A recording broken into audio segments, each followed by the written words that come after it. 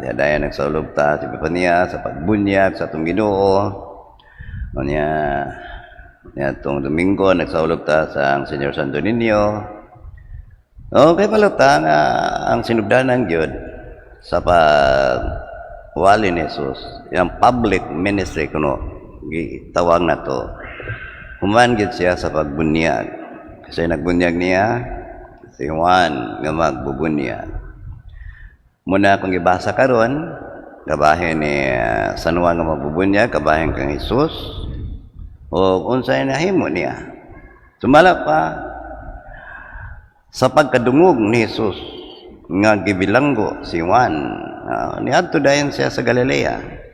Niya mali ito kay ang puyo siya duol daplin sa lana Galilea kayutaan sa Zabalon ug Naphtali. Mali na ka maden ang katumanan sa isulti kaniadto ni propeta Isaias nga dunay kahayag nga moadto gikan sa Naphtali o nasa gikan sa Zabalon og Naphtali nga ang kahayag nga magdanag sa katawhan o kanila nga nagpuyos mangitngit nga yuta sa kamatayon mudan ang kahayag. So muna ang iyang una nga papasiguro papatuman nga ang iyang binuhatan ay binuhatan kini sa usab tali sa pagtuman sa kabubuton sa Dios nga gipadayag diha sa mga propeta. Niabot na ang kahayag gikan sa Zabalon og Naphtali. So man nga ang iya gyud nga wali hinulsuli ang inyong mga sala. So makapahinomdom ta amo sana ang wali ni Juan nga magbubunyag. Unya kay nabilanggo naman si Juan muna gi padayon na dayon isugdan dayon Jesus ang iya nga ang pagwali pagayo sa mga masakiton o guban pa sa buhat diha sa dayag na gyud kaayo. So bunta gyud no nga magkutay-kutay dili mawagtang no ang ingon ta kanabang builo sa atong mga pagwali nganay naguna unya na di na makaya niya diretso dayon siya nga ning sumpay gani ang mga mensahe nga giwali ni Juan magbubunyag parehas gyud sa wali pod ni Jesus. So man importante bitaw nga ang mga adunay kutay gyud sa buhat no diha sa atong mga ministro diha sa atong mga gimbaton alang sa pagsangyo sa maayong balita. So mamangani nga karang adlaw og mahangtod kini sa sunod Domingo dunay tay seminarista nga niya karon dinhi mag-awhag siya kinsa to ang musulod sa seminaryo kay musulod sa seminaryo wata ka siguro nga mapari ba. So pareha sa gyud nga naghimo kita og ingon ta papadayonon unta ang gibuhat ni Juan magbubunyag sa atong Ginoong Kristo muna nga nang mag-awhag na sila na kinsa ang inyong mga anak nga buot mosulod sa seminaryo namadto ni sila sa isiya sa mga eskwelahan na kaniadto kompleto na sila gikan sa theology college o minor seminaryo high school no pero karon binagsa na kay nga naman gamay ra man kaayo no ang naa karon sa seminaryo na binagyod katong pag implement sa K-12 so duha ka tuig na bakante nga wala ni sulod pero may na lang niya nag-awhag siya kanato kani si brother Yudigario Manggubat ba no seminarian no Manggubat taga Bohol ni siya Diocese of Talibon So, nanoy mga anak ko niya, pasuwaya lang god. Say suway lang ba, no? Ayaw sa kanang pugsa, pasuwayon lang, no? At least, makakita siya sa kahayag, unsa man dahil ng seminaryo, ingon na, no? Mama niya mga tao kaniadto gisultihan ni Jesus sa kahayag. Ang kahayag, dili ka pamugos, pero kung naay kangit-ngit, just light na a little candle. Gamay na kanong kandila, makapahayag ka na. Diha sad atong magpadayon sa pagsiga sa bokasyon radto sa pagkapari. Okay. Tinuod na kasinatim kita sa kangit-ngit sa atong panahon kaniadto. Kung ingon ta lately, katong hitabo sa COVID-19, pila makabok ang depressed kaya to. Halos mawad-an og paglaom. Halos wala kaila itong Ginoo, di ta kasimba. No, di kita maka face to face pagsimba gyud. So, may lang gani kay bawta nga kini ang tanan adunay kahayag nagahatag kanato nga mao ang atong Ginoong Dios. Thanks be to God, no? Ningon ana ang kahayag. Pero ingon nato siya nga dili ni mag-iya-iya ra. Di gani siya ingon ta pahuway lang mo diha kay ako na sad, no? Ikaw kuan hala magkinabuhi ra sa dias bilang kuan ako na sad analaning uban. Nagkinahanglan na siya og mga company, no? A company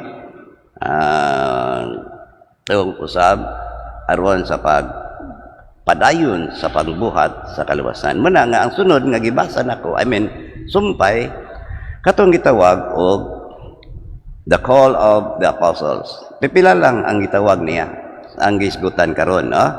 Sama pananglitan gitawag niya si Andres, si Simon, ngalan niya Pedro, si Andres magsuon, kunya laing magsuon, Santiago o Juan, mananagat gihapon sila. Pero nibawta, lain-lain og kinaiya. Lain-lain og taras.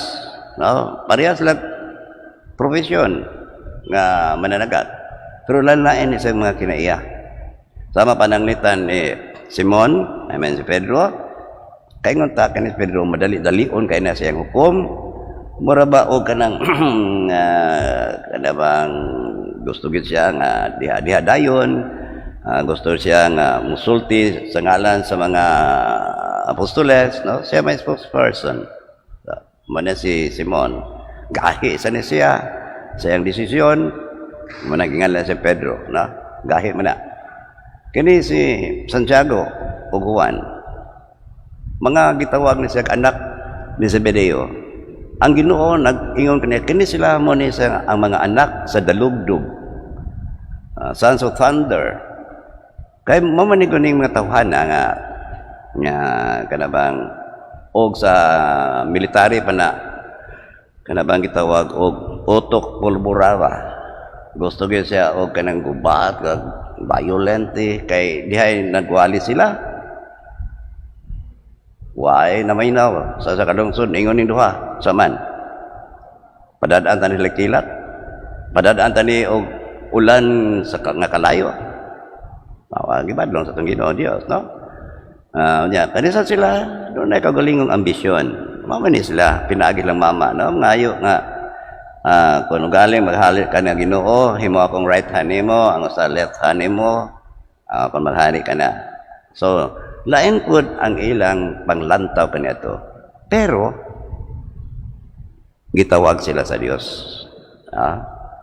Magaingon pa ang kinaiya sa kagahapon, wa niya tanawa. Ang ilang mga karakteristik o characters niya itong unang panahon, wala na niya baliha. Kaya nga naman, unsay nakita niya, dili ang kagahapon, kundi ang kaugmaon. Nga aduna ni kausaban niya sila.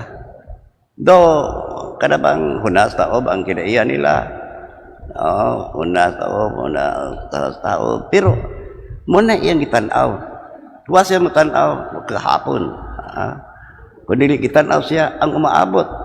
Nining mga apostoles.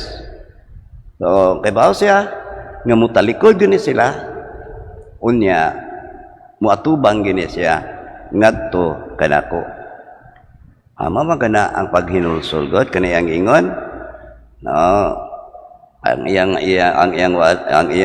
wali, no, hinumdumi ang inyong masala, no, og hinulsuli, conversion, no.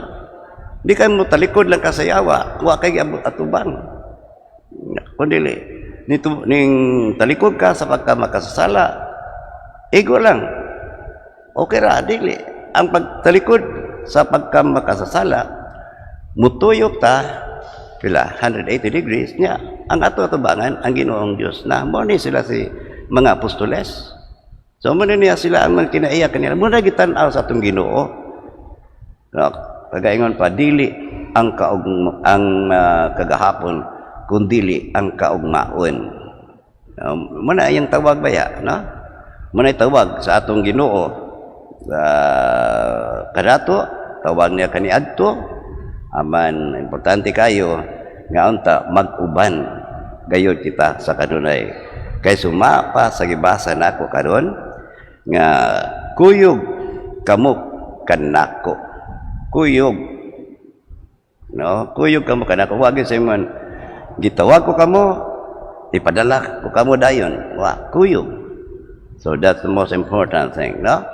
Sa iyang pagsanong nato nga inulsuli mga sala, kuyog na deta kaniya. O kuyog na kita kaniya, ingon sa tudloan ko kamo. Sa ato pa mudawa to no sa nato iyang kahayag.